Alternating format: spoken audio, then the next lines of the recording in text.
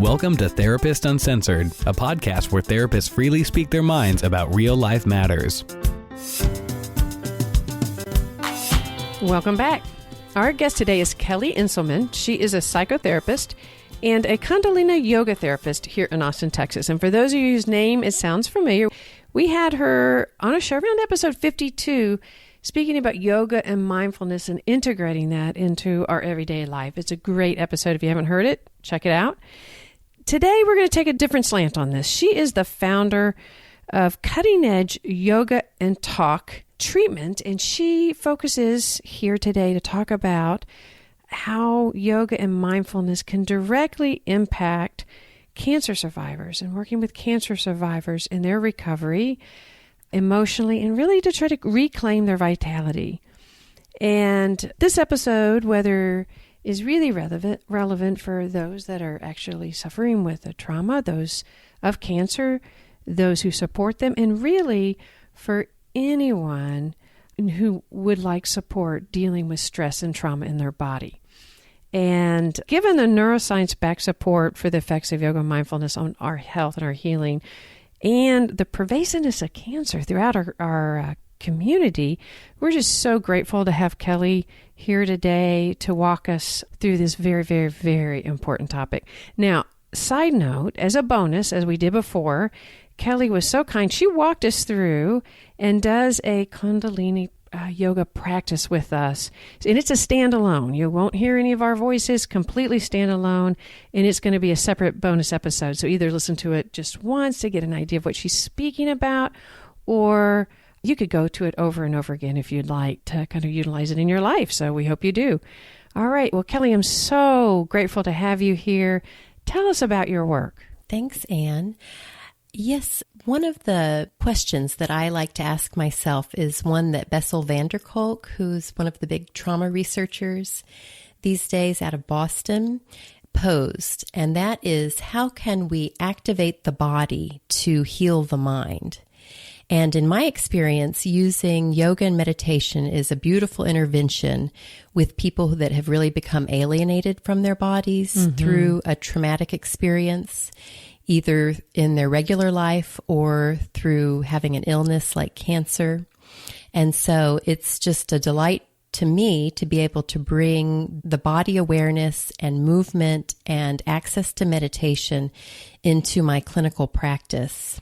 And for the listeners that didn't yet hear the original podcast, just to sum up a little bit of what we encourage, not only the idea of attending a yoga class where the type of yoga integrates mindfulness and body awareness, Kelly brought to us the idea of integrating into your daily practice. Only about 20 minutes is also very, very effective. And so as we're talking about that, just remember from your own experience that this can be something that is done on a daily basis. Yes, and it doesn't have to be 20 minutes. It could be 5. In some ways, it matters less how long the daily practice is and more focus on the consistency and trying to bring it into your life in a regular way. And one of the things that's different, I know we've talked a lot about meditation and mindfulness on this podcast, but again, if you didn't listen to the first one, we're really talking about, did a lot of talk about the importance and the integration of movement and the effect of combining movement, and that it has a significant different effect overall. Yes. One thing about trauma is that it doesn't happen just to your mind. It also happens to your body. Oh, yeah. And so then people can end up feeling alienated from their body, like I said, or dissociating certain parts of their bodies. And so yoga is, first of all, if it's a trauma-sensitive yoga, you're really bringing a desire to help people feel safe in their bodies, to repair the emotional and the physical injuries in a way that they can learn to be with themselves in their bodies and feel safe and cared for. And the other piece that we want people to feel in a yoga class for trauma survivors is that they can come into the here and now. Because in trauma, you're basically in a repetitive cycle of always thinking about and actually re-experiencing the difficult situation that happened. And it can be very hard to come into the present moment and realize I'm safe now. I'm with people who care about me now, because you're always suspicious, looking kind of on the hypervigilant from Yes. the trauma, being kind of on in an alarm state or hypervigilant. Right. And so by using the movement of the yoga, learning to tolerate your sensations in a safe class, it builds the capacity of people to be okay with whatever's happening in their body.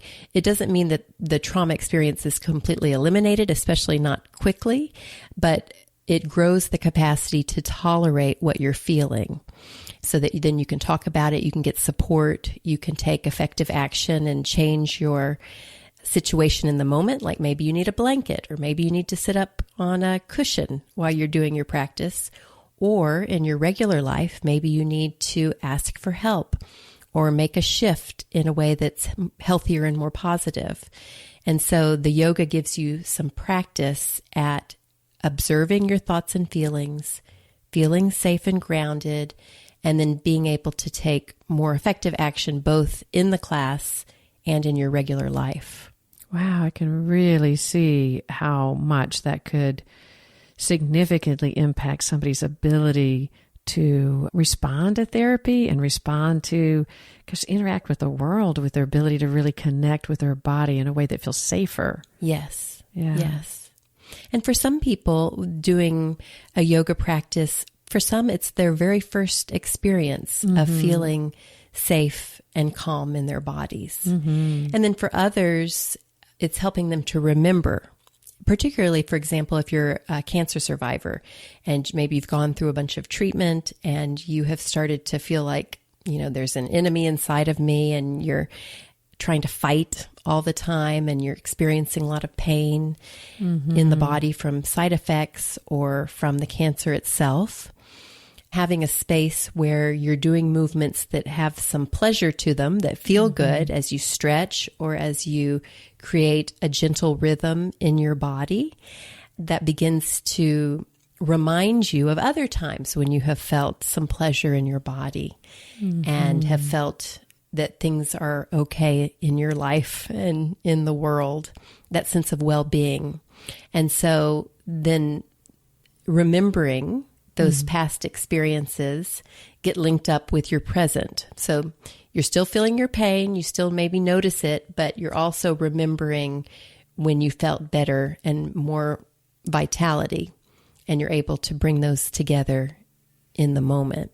That's so powerful, because it's so often a trauma response is feeling like that something could just take you over and you don't expect it. And so being able to just to have a power of association could come over you and create a sense of trauma in your body. And I'm thinking about somebody having been able to practice yoga as you're describing, especially with a group over and over again, to have that confidence that if that does happen, that they can soothe themselves, that they have a resource right there. Yes. It's kind of like in their back pocket to pull out.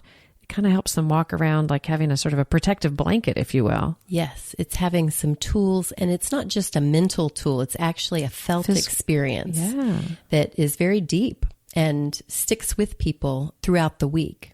Well, and as we mentioned in the other podcast, it can deeply just immediately have an effect on your neurotransmitters in terms of helping to produce GABA that could decrease your anxiety in that moment. Rather than just being subject to the trauma thought, you're actually able to produce a calming effect physiologically in your body. Yes. Right. It's wonderful. I hear from people quite a bit that the mental mantras and the affirmations that we use in our yoga classes are tools that they can bring with them. So, but it's not just a mental tool of thinking positive. It's one that they've experienced simultaneous with feeling a real sense of well-being in their bodies. So, for example, we use a mantra, Sat Nam, quite a bit in Kundalini Yoga. That means truth is my identity. I identify with my true self.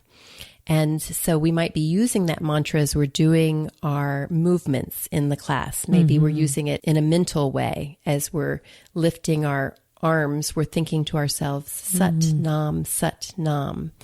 And so what that does is it interrupts all of the other things we're thinking about, like comparing ourselves with others or feeling pain, and focusing on a really positive, uplifting thought, which is that I'm in touch with my true self. And often I'll tell the group, the true self has nothing to do with your to-do list. It has nothing to do with what's happened to your body even. It's what you were born with. It's what's present with you throughout your entire life. It's your witness self. It's your own true self that's linked to the infinite. And the infinite, however you imagine that to be. It doesn't have to be any certain way. But that's an experience that people with their sense of well-being in their bodies are able to link to the mantra Sat Nam, and then remind themselves when they're in stressful situations, oh, Sat Nam, I can speak my truth. I can tell people what I'm really feeling. I'm not responsible for everybody. These are the different ways that people translate Sat Nam in their regular lives. Wow, that sounds really powerful. Are there any other examples of mantras that people carry with them? I think people use the Satanama meditation, the Kirtan Kriya that I think you're going to have online with the podcast. And the meaning of that mantra is recognizing the cycle of life, that there is a birth, a death, and a rebirth to basically every cell in the body and to every person. And, it's all through nature. And so a lot of times people will tell me that they use that mantra as well. They think I could imagine what a beautiful mantra with as cancer survivor, the rebirth of cells, and to be able to, while going through treatment, to have a mantra that is really concentrating on bringing health to the body. Yes. There's another mantra that we use. It's Ang Sang Waheguru. And the meaning of it, people love this one, is God is in every cell. Or you might think of it as life is in every cell. And I like to think of it as infinite possibility in every cell. And so people like to chant that and to really visualize their bodies full of life and love and connection to the infinite as they're going through their healing process. Well, say a little bit more. And Kelly, I know that you are open in your work that you're a cancer survivor, and that's one reason that it's become a passion for you in trying to help others, because you really have shared with me the amazing effect that yoga has had in your own healing process. Would you be open to saying a little bit about that? Sure, I'd love to. About 10 years ago, and I was already a yoga teacher integrating yoga with my therapy process when this happened, but 10 years ago I was diagnosed with stage 3 breast cancer. And at that time I had a 2-month-old baby, my one and only daughter. Wow. And it really was an unbelievably difficult, traumatic situation for me, even though I had a lot of support and I had good access to medical care. I can only imagine just how exquisitely aware in having a 2-month-old on your own you are of the need for you to be there. And, yes. And then to hear that you have a stage 3 breast cancer. Wow. Yes. Yeah, to have the juxtaposition of new life and wanting to, be joyful with my daughter, and then really being afraid that I wasn't going to make it. It was very difficult. And then also, you would think that being a psychotherapist and a yoga teacher, I had people say, oh, you're just going to breeze through treatment. And that was not the case at all for me.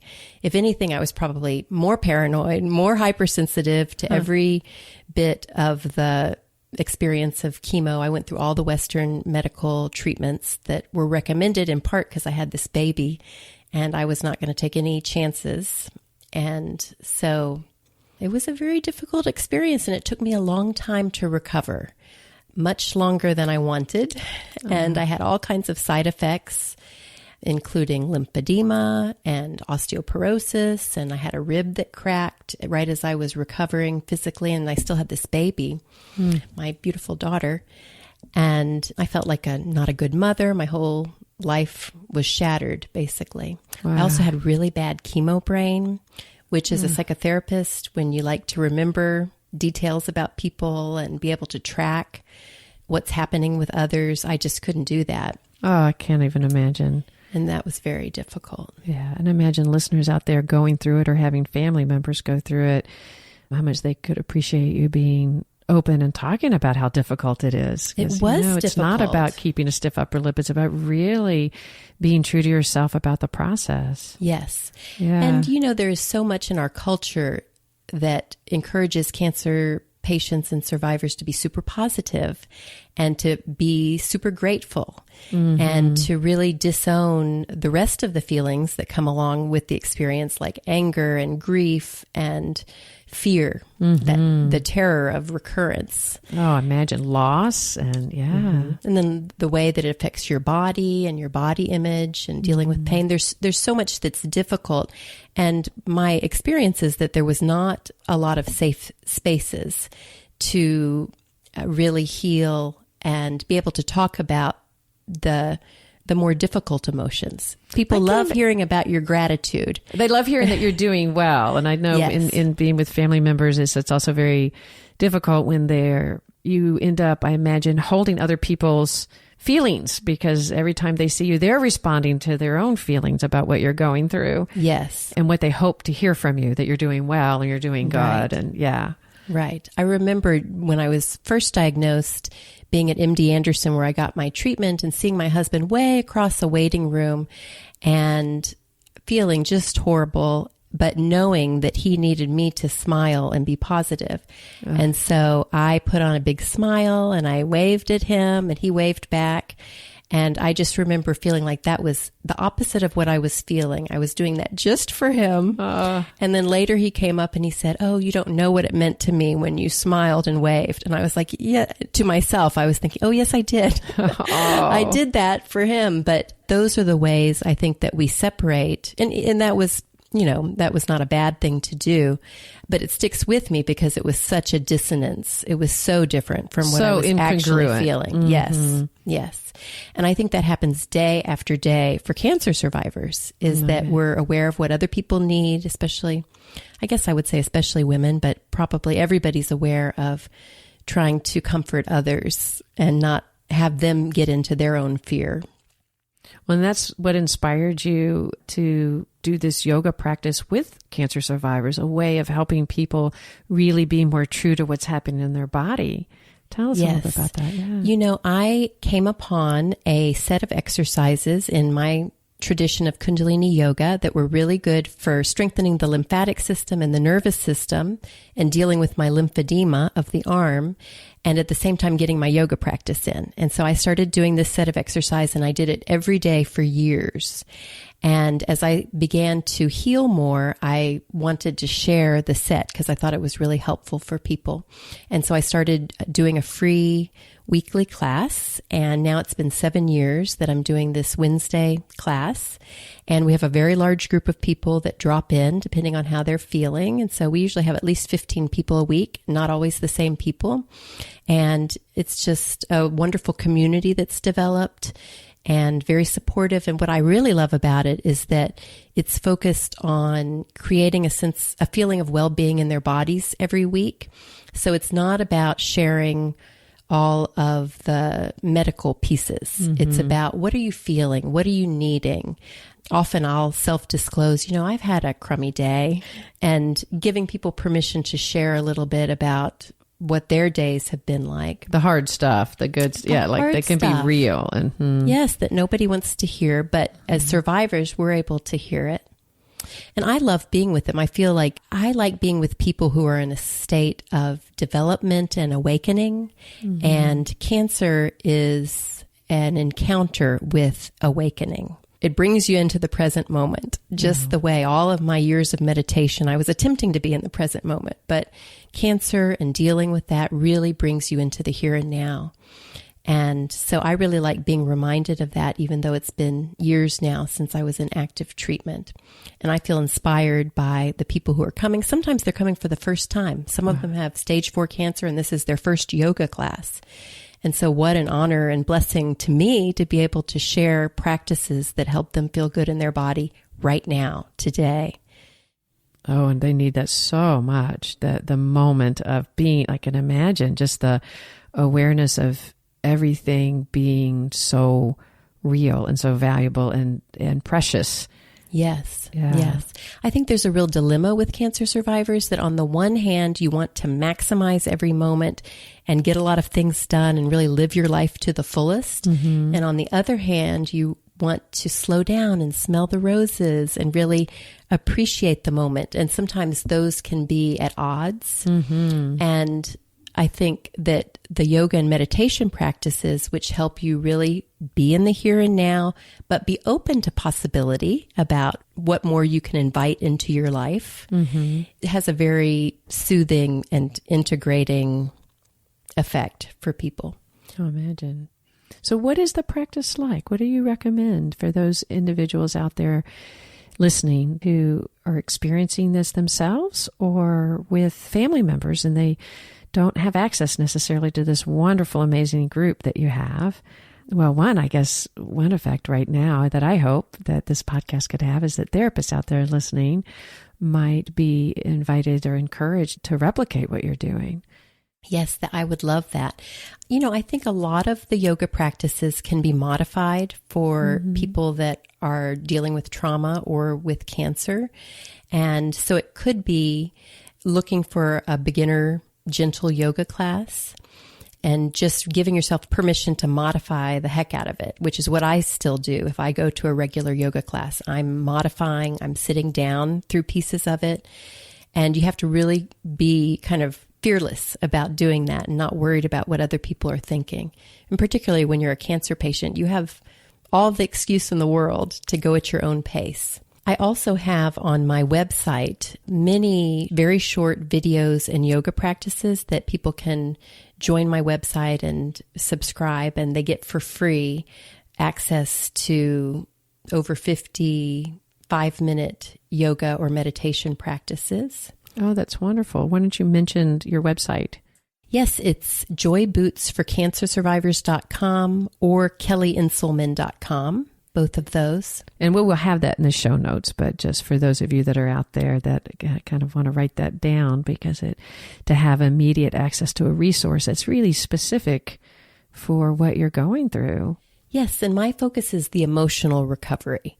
There's a lot of interest in helping people, obviously, physically recover from cancer, but I found that there's a real lack of support for people who are trying to emotionally recover.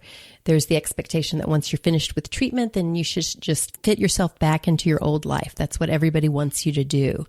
And that's so interesting, because I think my experience in being with people is that it's actually an interesting, almost counter effect that people talk about. And that is after treatment stops, that a depression sometimes really hits. And it's like you're not actively doing something. Yes. And that stopping process is, and I don't know if that is your experience and all your extensive experience of working with cancer survivor. Do you see that happen? Absolutely. One theory I have is that it takes so much to get through each day while you're going through treatment. And so people end up numbing out and they're in shock also. So while they're in shock, they begin their treatments and they have all these difficult treatments on their bodies, and you're doing all kinds of counterintuitive things that feel like the opposite of what's healthy for you, like the surgeries and chemo and radiation, all of that kind of thing.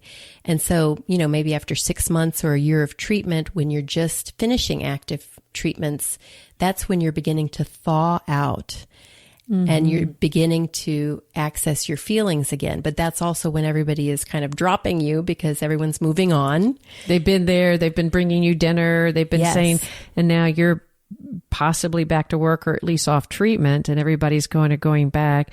And I hear what you're saying. And then also it's like you mentioned with trauma response, it's like now you're not in a sympathetic response where you're actively doing something. You're more in a slowing down process, and that all those emotions, I can imagine, just rush in. And yes. Or you continue feeling pretty numb. Ah, okay. And I had both of those. Did you? I felt numb quite a bit. I would worry, even with my daughter, I'm not feeling anything, and that really... So you mean not just numb about your own body, but just numb to the world a little bit? Yes. Not feeling the joy with your daughter that you would think you might feel. Or, right. Wow, that would be so hard. Oh, it was very hard and very scary. And with all I know about attachment, very scary. And so, but it really motivated me to find safe places to heal. Oh, of course. And to talk about the feelings and to really express the anger. Because what I found is that emotion, for myself and for many clients, that emotional numbing has a lot to do with not being able to express your anger. And just holding it in. And so often with clients, they don't want to feel angry, and they sure don't want anybody to know that they're angry, particularly if they're at the end of active treatment or they're in remission, to dare to be angry when you should be so glad that you are still alive. So it's a real bind for people a lot of times. I can imagine. And has them numbed out. And the other thing that happens towards the end of treatment is that you start to become aware of what side effects you're going to be living with, often that you didn't expect. And so for people, who are living with constant reminder of what they went through and physical limitations, coming to terms with that is devastating. Imagine. And really can cause depression as well. Yeah, just a real loss in your own identity, and a sudden loss, because most people, cancer is just a sudden onset, and you weren't prepared for any of this. And then you're in this this process of treatment and focus and doing. And I can imagine as the treatment stops, you're really bringing such insight into this. Then all those effects really start. We're no longer fighting for something. We're not dealing with the effects of the long-term life-changing effects. Yes, and it can feel like a life sentence for people. I imagine. There are 6 principles that I have developed in my work with cancer survivors that I'm looking at as guideposts for emotional recovery. And they are, to begin with, just being with what is, coming into reality and acceptance of how it is in your body right now, what it's like in the relationships, what has been the impact of the cancer experience, and making a lot of space for that, for being able to talk about it, share, get feedback from others, hear from others how they see you now. So that's where I try to start with people, is just making a safe space for them to show up as they are and talk about what is now for them.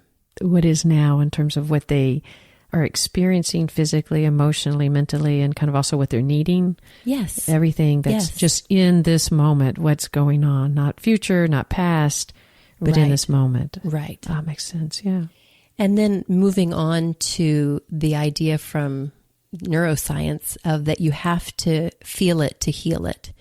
You have to allow yourself to be aware of the different thoughts and feelings you have about having gone through this traumatic experience. And so that includes the anger, the fear, the grief, the loss around your body, and also the gratitude and the awakenings. People have amazing awakenings that don't always get to be discussed. And we need space for that as well, for the sacred part of the experience of facing your own mortality. And I can imagine that space would almost be hard to find in those that haven't experienced that kind of an awakening. That I imagine all of a sudden it's impacting me about how even ongoing relationships might be shifted when you've gone through something like that and somebody, your husband or somebody else has not. You've had a way of looking at the world as very different.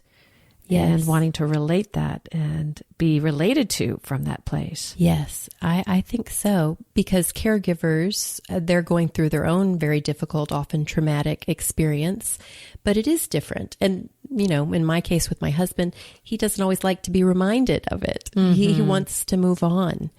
And he also often is not paying enough attention to his own thoughts and feelings. So, caregivers and men especially need their own groups.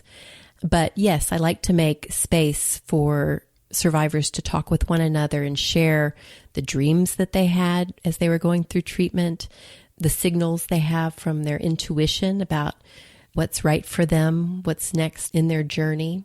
And that's just a really inspiring and vibrant place to be. Yeah, and it really reminds you as somebody it could be a family member or a caretaker, to really help yourself find that space with that person. So Yes. to help that person find a therapist like you that can walk them through these processes, and then to help the caretakers remember that these journeys are really, really important to take with them, or to try to give them room for that. Yes, Mm-hmm. yes. And it was a very helpful process for me to have couples counseling with my husband, really just focused on the trauma of the cancer, and be able to talk about how it impacted each of us and what it was like to have the new baby, and for him to hear me, but for me to hear from him how overwhelming it was as well. Oh, sure. Yeah. And the other pieces to my 6 principles for emotional recovery are learning to find the medicine and the healing even when there is discomfort.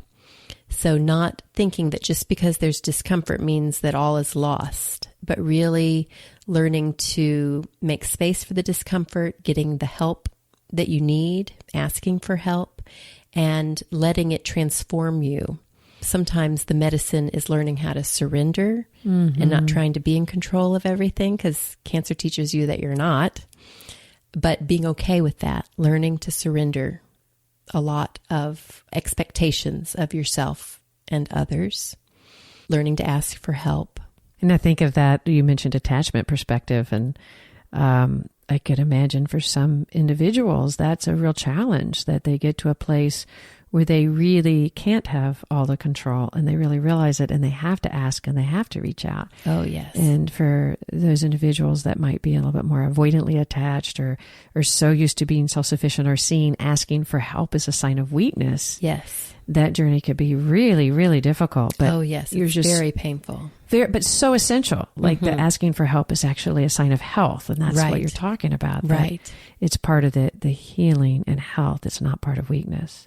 Yes, we even have an exercise that we do in yoga. It's on my website, where you alternate reaching an arm out, grabbing a fistful of prana, life force energy is what I say, and pulling it into your body, and then inhaling, extending your other arm out, grab a fistful of prana and bringing it into your body. And I like to tell people that that is embodying reaching out, asking for help, accepting what the universe has to offer you, and bringing it in, and trying to be really fearless about that. That's a wonderful image.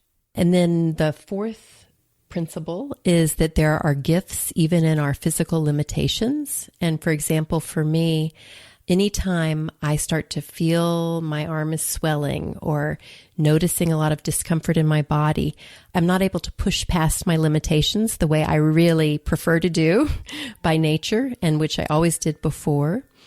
I just can't do it anymore. Either fatigue gets me, or body discomfort keeps me from being able to overschedule, to not make time for my own health and wellness. And so in the same way, I like to help people try to figure out, what are the gifts? How is it that you can take this limitation and find ways to work with it that benefit you, and maybe even enhance your life in some way?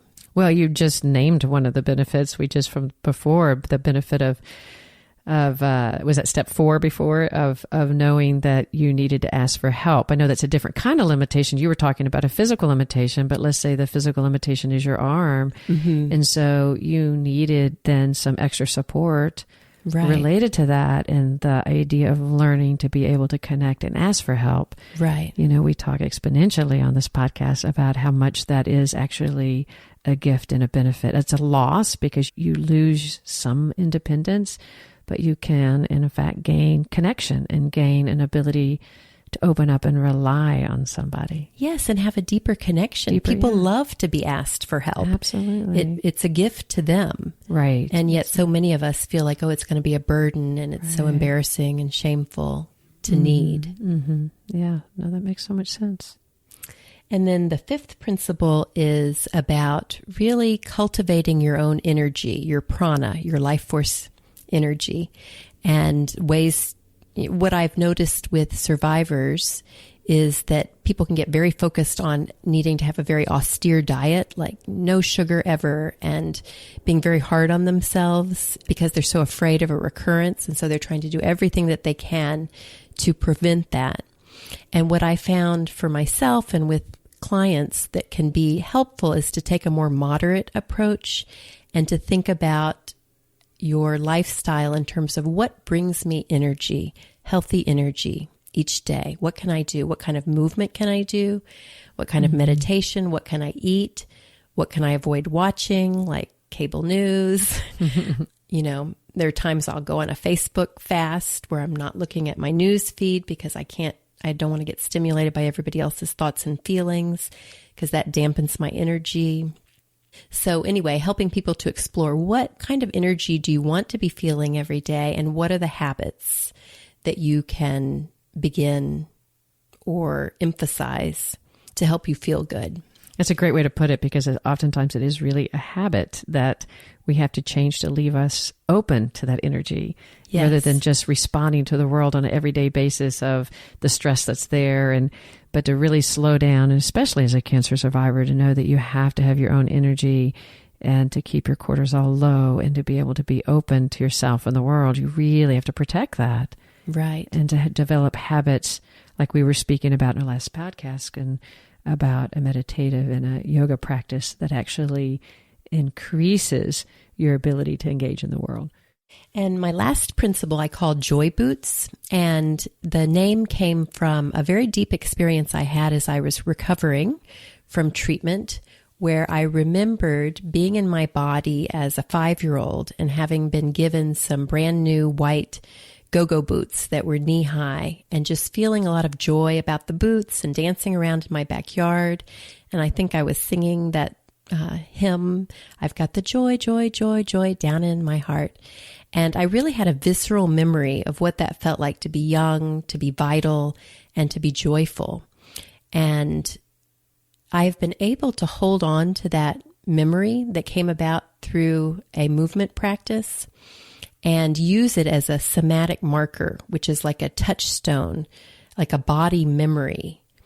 And these days I ask myself, if something is presented to me, an opportunity or a request, I'll ask myself, can I do this with my joy boots on? Can I let that little 5-year-old that had all that vitality and joy, is she going to feel good if I say yes to this? And if the answer is no, then I try really hard not to do it. And it really helps to inform how I am moving forward in life. Oh, I love that.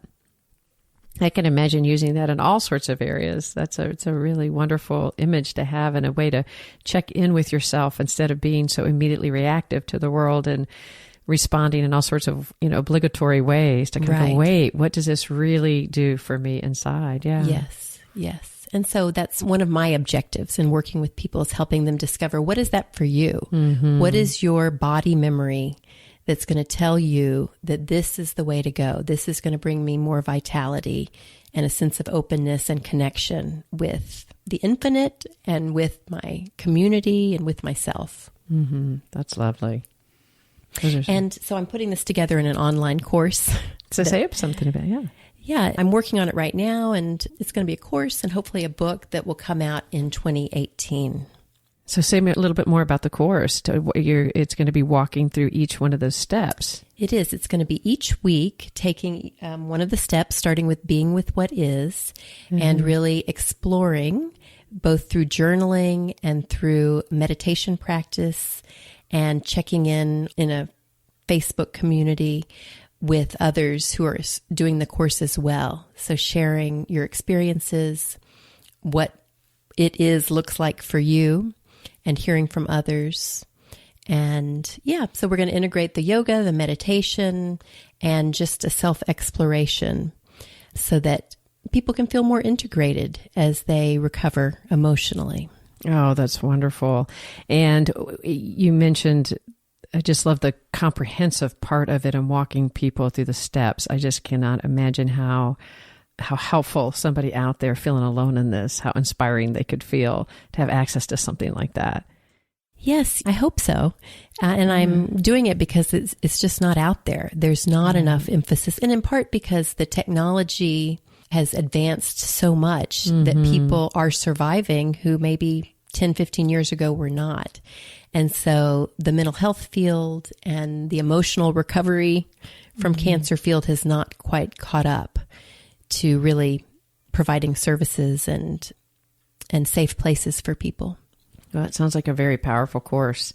And as you talk about the yoga being part of that, again, I want to refer listeners back to the original podcast, because we talked quite a bit about how yoga directly impacts even the inflammation system within individuals. That is very relevant to cancer survivors, and to integrate the yoga, how it can be a very physically impactful in your physical recovery. Yes. In your physical recovery and in your emotional recovery. It has to go together. Absolutely. Well, thank you so much, Kelly. This has been lovely and so informative. And I think there's so many out there in the community that are going to be so grateful that you took the time to come on today. Thank you so much for having me. Therapist Uncensored is Ann Kelly and Sue Marriott. This podcast is edited by Jack Anderson.